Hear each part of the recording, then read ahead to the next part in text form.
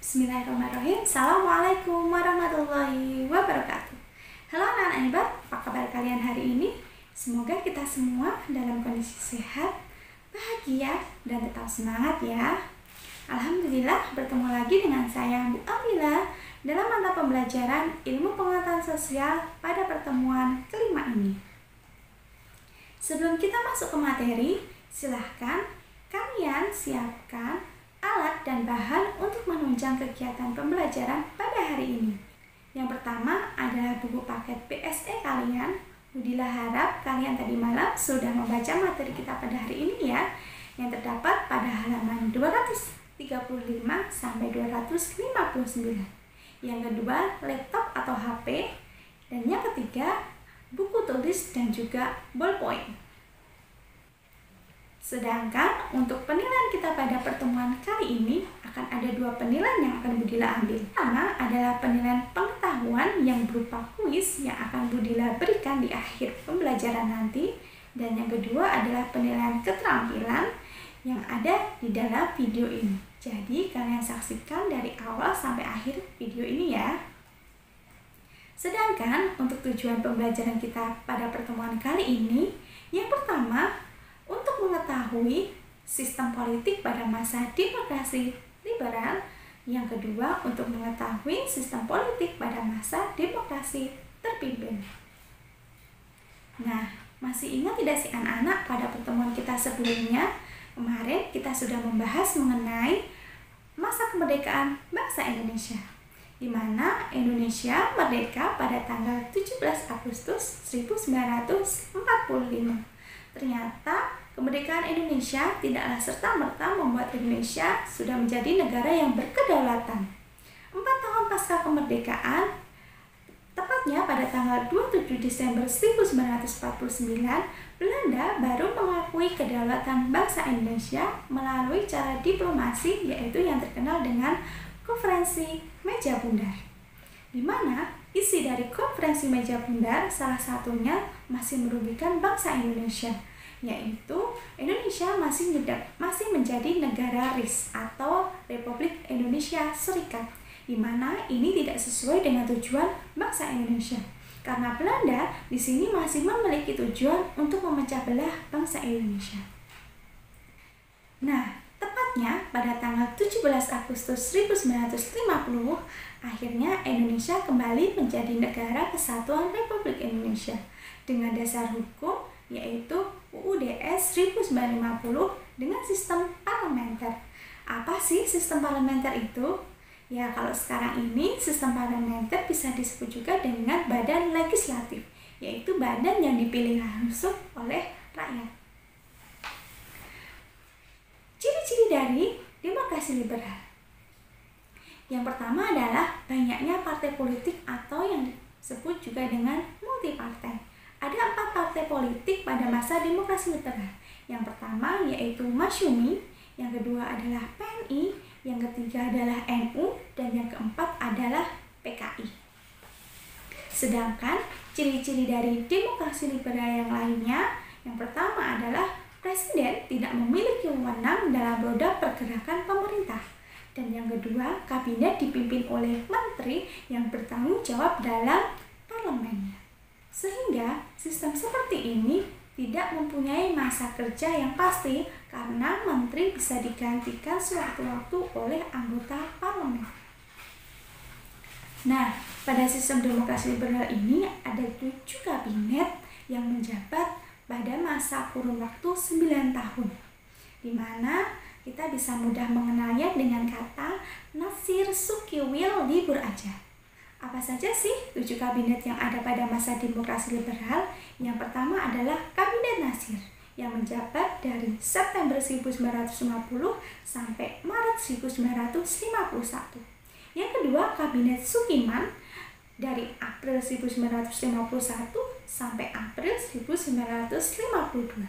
Dan yang ketiga adalah Kabinet Wilopo yang menjabat dari April 1952 sampai Juni 1953. Yang keempat, Ali Sastro Atmajaya I yang menjabat dari Juni 1953 sampai Agustus 1955. Yang kelima adalah Kabinet Burhanuddin yang menjabat dari Agustus 1955 sampai Maret 1956.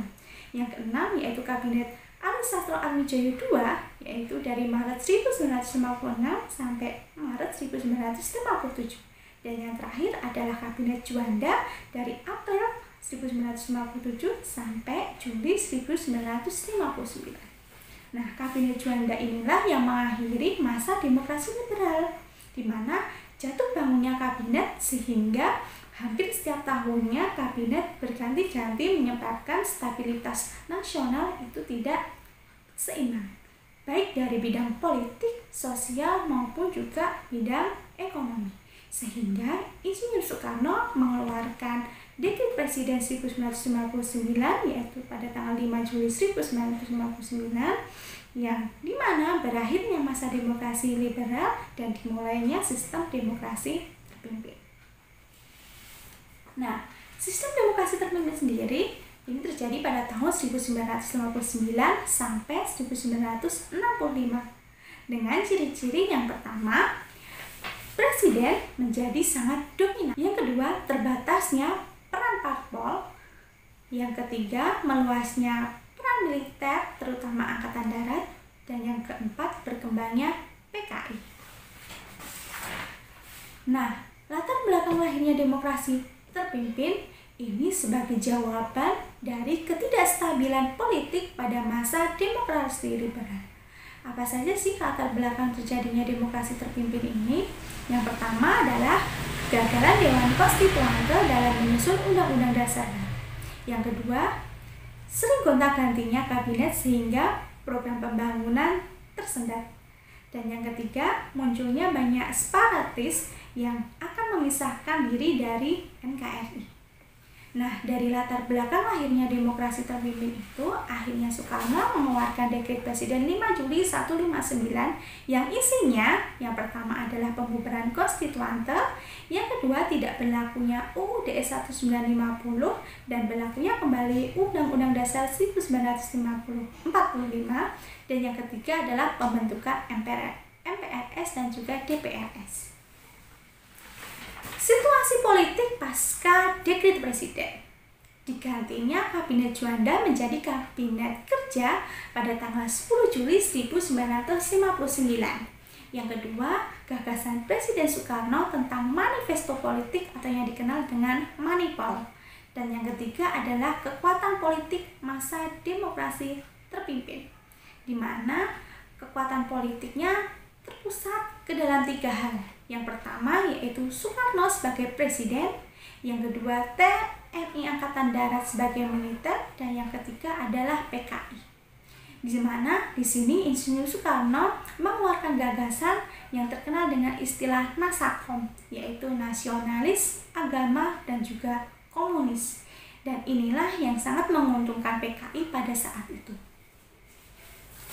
Nah, ada beberapa penyimpangan pada masa demokrasi terpimpin saat itu, di mana ekspektasi demokrasi terpimpin, demokrasi yang dipimpin oleh hikmat kebijaksanaan dalam permusyawaratan dan juga perwakilan. Tapi dalam kenyataannya, demokrasi terpimpin merupakan perwujudan dari kehendak presiden yang ingin menjadi institusi paling berkuasa di Indonesia. Hal inilah yang menyebabkan Muhammad Hatta selaku wakil presiden mengundurkan diri dari jabatan wakil presiden Indonesia pada saat itu. Nah, dari masa demokrasi terpimpin ini ada peristiwa penting yang perlu kalian ingat. Yang pertama yaitu pembebasan Irian Barat, yang kedua adalah konfrontasi dengan Malaysia, dan yang ketiga adalah peristiwa gerakan 30 September PKI 1965. Agar lebih memahami lagi mengenai peristiwa penting tersebut, kalian saksikan video berikut ini ya. Indonesia.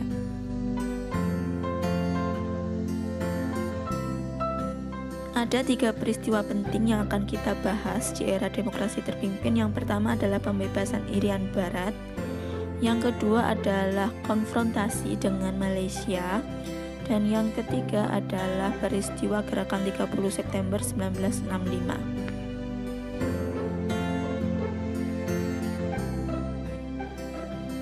Dibutuhkan perjuangan yang sangat panjang untuk merebut Irian Barat dari tangan Belanda. Pasca konferensi meja bundar, Belanda tidak juga menyerahkan Irian Barat ke tangan NKRI. Sehingga pemerintah Indonesia menempuh berbagai macam jalur untuk merebut Irian Barat dari tangan Belanda. Jalur diplomasi ditempuh dengan meminta dukungan dari PBB dan juga KAA. Konfrontasi politik yaitu Indonesia membatalkan KMB dan memutus hubungan diplomatik dengan Belanda. Konfrontasi ekonomi yaitu menasionalisasi perusahaan Belanda dan membatalkan utang Indonesia, dan konfrontasi militer adalah membentuk Trikora. 3 komando rakyat isinya gagalkan pembentukan negara boneka Papua, kibarkan sang merah putih di Irian Barat dan bersiap untuk mobilisasi umum demi keutuhan NKRI.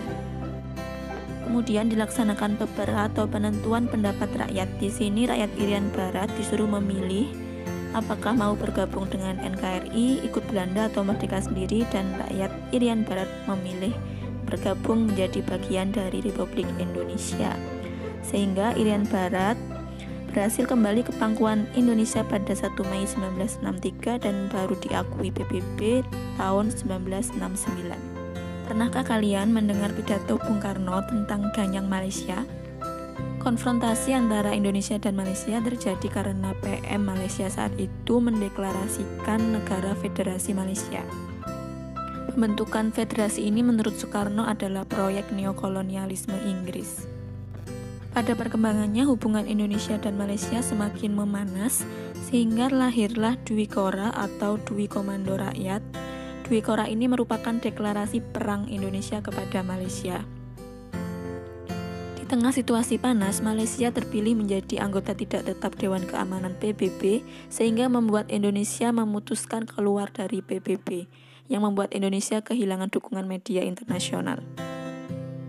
Peristiwa gerakan 30 September 1965 kemudian mengakhiri kekuasaan Presiden Soekarno dan sekaligus menandai berakhirnya era demokrasi terpimpin di Indonesia, yang kemudian Soekarno digantikan oleh Presiden Soeharto dan Indonesia memasuki era baru. Nah, bagaimana anak-anak? Kalian sudah menyaksikan videonya, kalian lebih paham ya bagaimana peristiwa penting pada masa demokrasi terpimpin tersebut. Selanjutnya, yaitu penugasan yang akan Budila berikan untuk mengambil nilai keterampilan kalian pada pertemuan kali ini.